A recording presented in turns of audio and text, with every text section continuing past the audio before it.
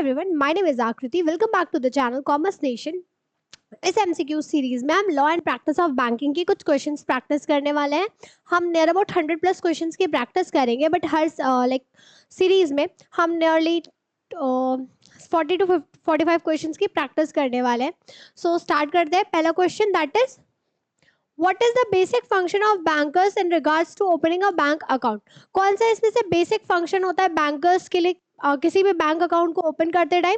तो that is selling the product, accepting the deposit, granting the loan, and fourth one is providing the insurance. तो जब भी हम bank account open कर रहे होते हैं तो पहला बेसिक फंक्शन क्या परफॉर्म होता है हमारा? That is accepting a deposit. So option number B is right. इसका एक्सप्लेनेशन देखो. One of the primary function of bankers is to accept the deposit from the customer, which forms the foundation of banking activity. Okay. So question number 2, which type of account is typically used for day-to-day transaction? कौन से account से हम day-to-day transaction करते हैं अपनी? Saving account, fix deposit account, demat account और the joint account. So option number A is right, that is saving account. But अगर इसमें करंट अकाउंट ऑप्शन होता तो हम करंट अकाउंट ऑप्ट करते हैं, बट वही भी अगर स्पेसिफिकली बिजनेस का मेंशन होगा तो. बट अगर सिंपली ये मेंशन्ड है तो saving account. Question number 3, what does the KYC stands for in the banking terminology? KYC के लिए stand करता है तो know your credit or keep your cards, know your customer or keep your coins. So know your customer is the right answer. So option number C क्या होगा? Right होगा. Question number 4, which account is primarily used for business transaction and offers interest on deposit? कौन सा ऐसा account होता है जिसमें हम ट्रांजेक्शन्स करते हैं और वो क्या ऑफर करता है, साथ साथ हमारे डिपॉजिट्स पे इंटरेस्ट ऑफर करता है? तो current account, fix deposit account, saving account and recurring deposit account. So simply यहाँ पे बिजनेस ट्रांजेक्शन लिखा है तो आंख मूंद के कौन सा करंट अकाउंट होगा? अरे सॉरी, कौन सा अकाउंट होगा? तो option number A, that is current account. अगर बिजनेस वर्ड यूज हुआ है किसी भी अकाउंट में लेके बैंक में तो ऑब्वियसली चीज है, हम कौन सा अकाउंट ओपन कर रहे होते हैं? Current account. Question number 5, what is the minimum balance required in a bank account known as? जो मिनिमम बैलेंस हमारे अकाउंट्स में होता है हम उसे किस नाम से जानते हैं? That is maintenance fee, overdraft limit, minimum threshold और the minimum balance. So option number D, that is right. हर बैंक में नहीं होता, किसी किसी में जीरो भी होता है, किसी किसी में अप टू 10,000, 20,000, 25,000 की लिमिट्स होती है कि अगर आप इससे इतनी लिमिट मेंटेन करोगे तो आप पे कोई चार्जेस नहीं लगेंगे, नहीं तो अगर आपका इससे बिलो जाता है तो आप पे पेनाल्टी इम्पोज होती है. Question number 6, what is joint account? Joint account क्या होता है? An account with a fixed interest rate, an account held by 2 or more people, an account of minors or an account with no withdrawal limits.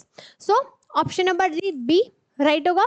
Joint account जिसमें हम 2 या 2 से ज्यादा लोग एक साथ किसी अकाउंट को होल्ड करते हैं या मेंटेन कर रहे हैं, उसके थ्रू हम अपनी ट्रांजैक्शंस को कैरी ऑन करते हैं.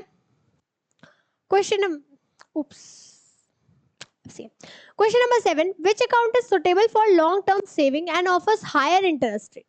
कौन सा अकाउंट सुटेबल होता है लॉन्ग टर्म सेविंग्स के लिए और साथ ही साथ तुम्हें क्या करता है, ऑफर करता है higher interest rate? So option क्या है? Saving account, current account, fixed deposit account और recurring deposit account. So option number C, that is fixed deposit account. Question number 8, which document serve as proof of address when opening a bank account? कौन सा document act करता है हमारा address proof के लिए जब भी हम कोई बैंक अकाउंट ओपन करते हैं? तो birth certificate, passport, Aadhaar card और employment letter. So option number C, passport भी एक्ट कर सकता है पर हर किसी के पास पासपोर्ट नहीं होता, बट आधार क्या है, मैंडेटरी है, सबके पास होता है. सो ऑप्शन नंबर सी क्या होगा? राइट होगा.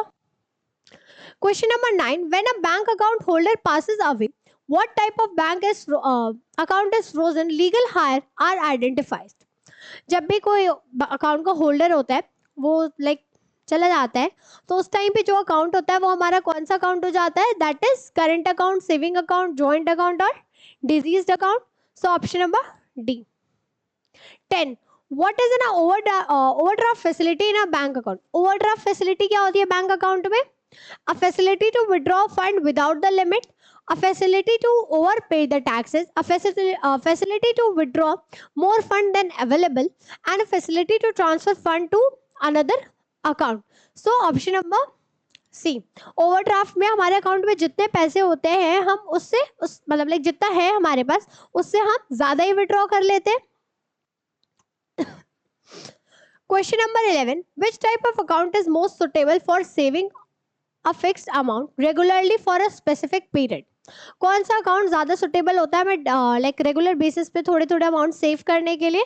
तो that is saving account, current account, fixed deposit account और recurring deposit account. So option number D, that is recurring deposit account. अगर यहाँ पे सिंपली लॉन्ग टर्म के लिए पूछता या फिर सेविंग पूछता सिर्फ, तो हम क्या ऑप्ट करते, फिक्स डिपॉजिट अकाउंट. ठीक है, बट क्या पूछा है, on a regularly for a specific period, यानी एक सर्टेन पीरियड के बाद हम देते जा रहे हैं वो पैसे, तो उस केस में हम रिकरिंग अकाउंट चूज करते हैं, मतलब like recurring deposit account choose करेंगे. 12, when a bank account holder has no activity in account for an extended period, it is referred to as what type of an account. अगर तुम्हारे account में कोई भी activity नहीं हो रही एक लंबे टाइम के लिए, तो हम उसे किस टाइप के अकाउंट में कंसिडर कर लेते हैं, under dormant account, current account, saving account और fixed deposit account. So option number A, that is dormant account. 13, what is a nominee in a bank account context. Nominee क्या होता है bank account के case में, तो that is a person authorized to perform the transaction on the account, a primary account holder, a bank manager or person who received the account proceeds after the account holder's death. Sorry. So option number D. अगर किसी की death हो जाती है तो उस case में जो नॉमिनी होता है वो उस अकाउंट को क्या करता है, लाइक यूज कर सकता है, कह सकते हो, या फिर जो भी अमाउंट उसने रखी होगी वो अकाउंट के लिए उसे हम सारी सबमिट कर देते ले जाके. Explanation: a nominee is a person chosen by an account holder to receive the fund from the account in case of the account holder demise. 14, which account is often used for trading and holding security in an electronic format. कौन से account में हम like जो हमारा shares का काम होता है लाइक ट्रेडिंग वगैरह करते हैं वो हम परफॉर्म करते हैं. तो ऑप्शन क्या है, saving account, fixed deposit account, current account और the demat account. So option number D, that is right, it is demat account. Demat account में तुम्हारे जितने भी शेयर्स वगैरह अगर तुम्हें लाइक शेयर्स या फिर ट्रेडिंग की एक्टिविटी परफॉर्म करनी है तो तुम्हें डीमैट अकाउंट ओपन करना पड़ेगा एंड उसके थ्रू तुम मतलब लाइक तुम फिर ट्रेडिंग कर सकते हो. Next 15, which type of account requires the account holder to give notice before the withdrawing fund. कौन सा अकाउंट होता है जिसमें लाइक नोटिस देनी पड़ती है किसी भी फंड को विड्रॉ करते टाइम. तो ऑप्शन क्या है, current account, saving account, fixed deposit account तो और notice deposit account. That option number D, that is notice deposit account. 16, what is standing instruction in a bank account context. कौन सा इसमें से स्टैंडिंग इंस्ट्रक्शन होता है बैंक अकाउंट्स के लिए, तो a directive to close the account immediately, a request to change the account ownership, and an instruction to open a bank to carry out regular transaction automatically, an instruction to withdraw all the funds from the account. So option number C, that is instruction to the bank to carry out the regular transaction automatically.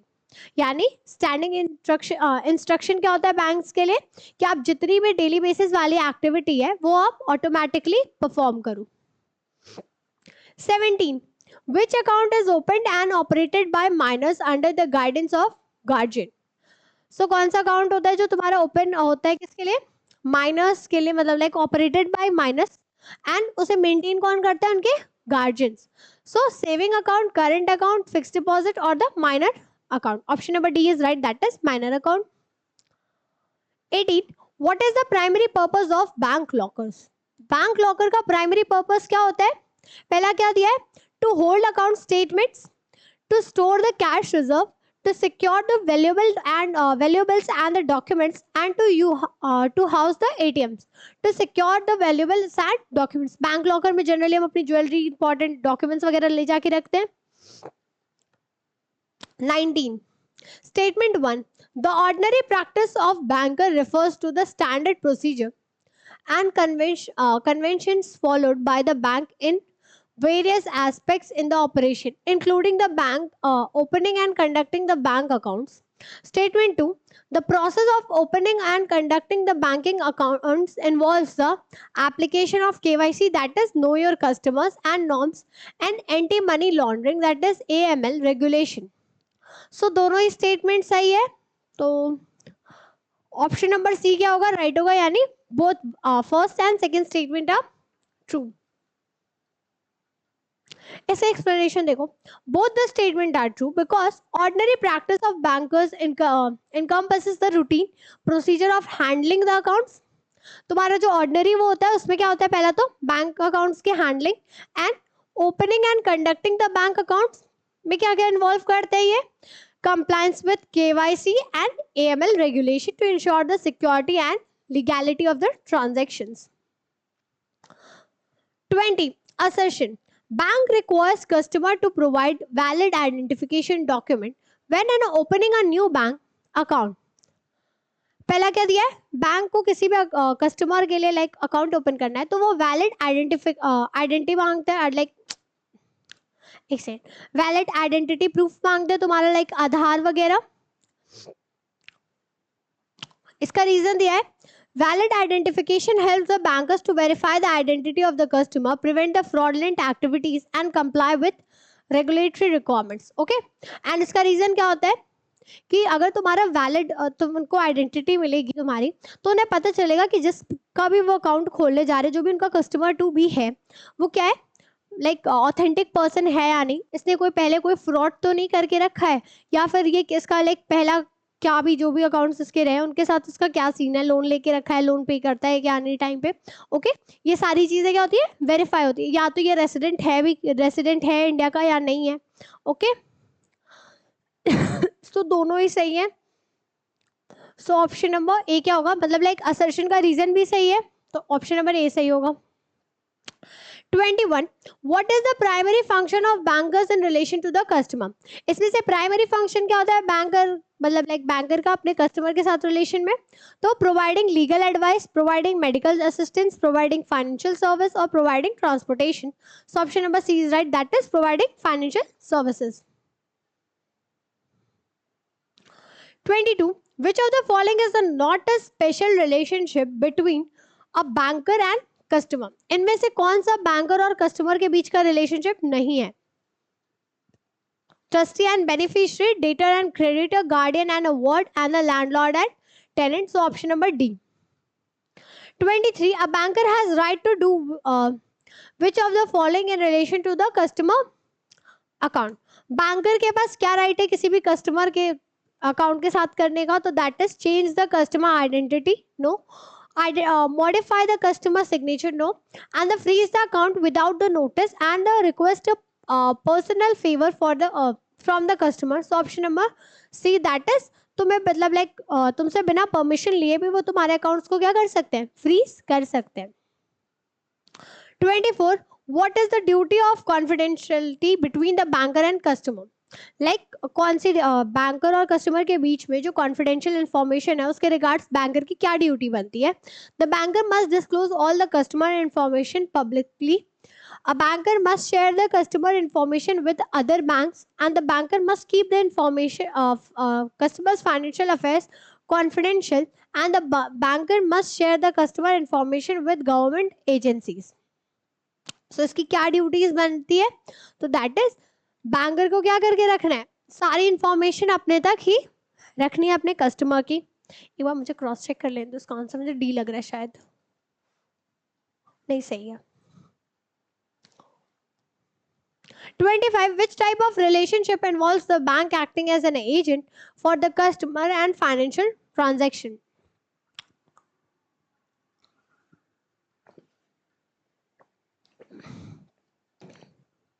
So question क्या था, which type of relationship involve bank acting as an agent for the customers financial transaction? Okay, so कौन से relationship में bank क्या करता है, as an agent act करता है अपने कस्टमर के लिए? तो कौन सा रिलेशनशिप है, प्रिंसिपल एंड एजेंट वाला.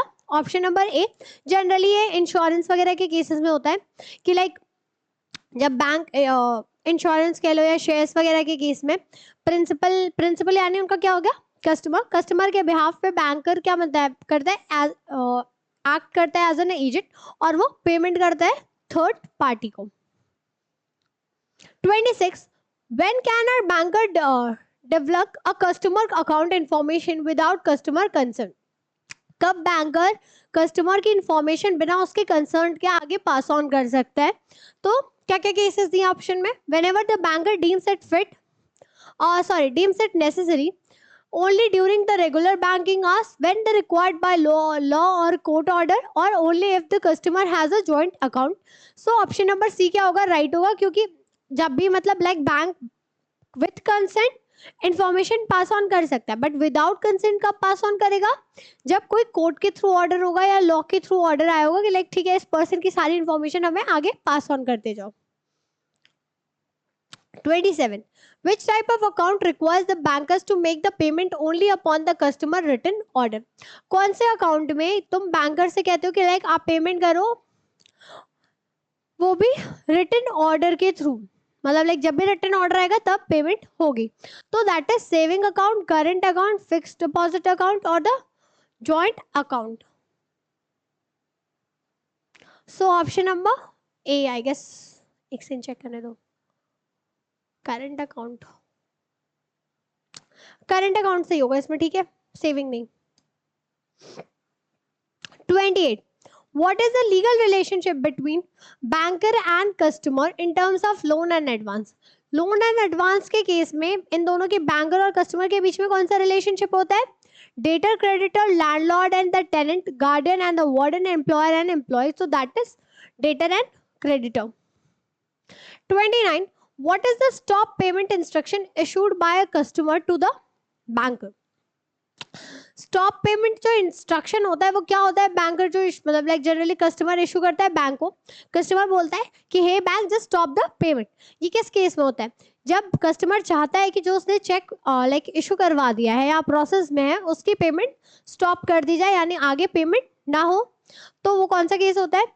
मतलब लाइक ऑप्शन तो दिए देखो, a request to stop the bankers salary, a request to stop all the customer transaction, a request to stop the check from being honored, option number C.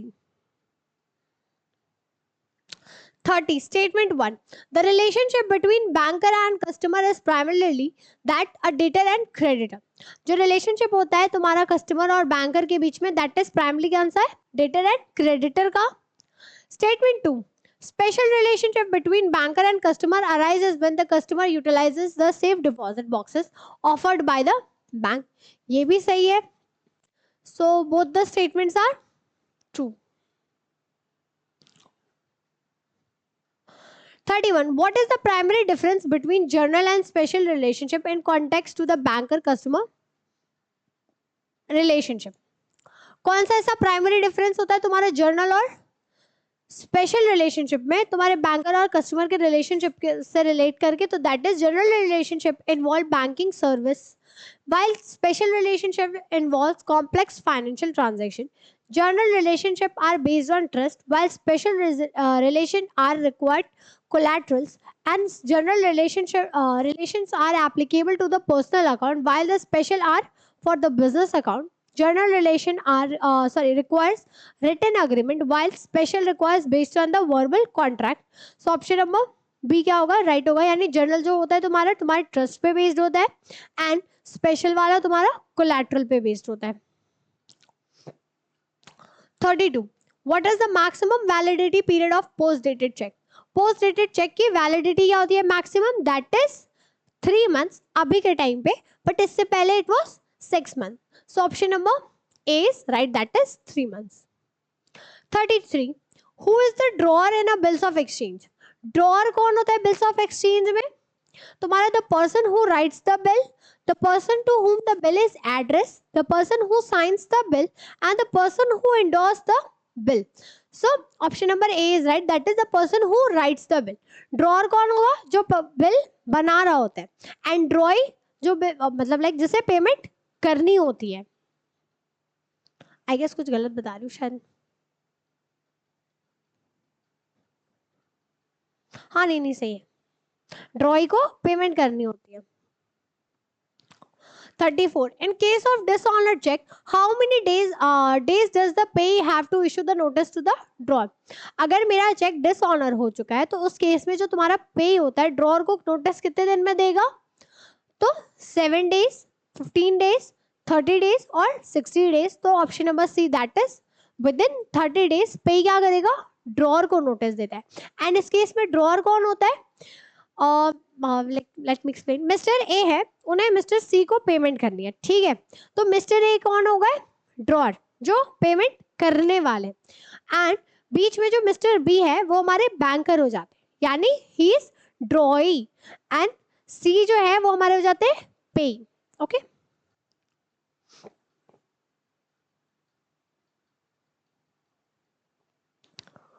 $35. What is the term used for transferring ownership of negotiable instrument to another person by signing on its back? अगर हम किसी भी check या किसी भी negotiable instrument के back पे sign कर देते हैं या हाँ मतलब साइन कर देते हैं, लाइन ड्रॉ कर देते हैं उसके बैक पे, तो what does it means? It is endorsed. और एंडोस्ड का मतलब क्या होता है कि हम उसकी ओनरशिप को क्या कर रहे हैं? ट्रांसफर कर रहे हैं फर्दर. एंड वो टर्म मतलब जो टर्म इसमें पूछी गई है that is endorsement. 36. What does the term bearer means in relation to the negotiable instrument? Bearer का मतलब क्या होता है नेगोशिएबल इंस्ट्रूमेंट के एक्ट में? मतलब तो नेगोशिएबल इंस्ट्रूमेंट एक्ट में हम बोलते हैं ना कि it is a bearer cheque, it is a bearers bill of exchange. यानी जिसके पास है, जिसके पास उसका पोजीशन होगा वही उसका ओनर होगा. नाम नहीं लिखा होगा बट इट इज लिखा होता है साइड में कि इट्स अ बेयरर चेक. तो यानी मान लिया जाएगा कि जिसके पास होगा आप उसी को पेमेंट करोगे. So the person who draws the instrument, the person who person in possession of the instrument, or the person who endorsed the instrument, or the person who guarantees the payment. So option number B is right. 37. Which type of crossing restricts the payment of check to a specific bank only?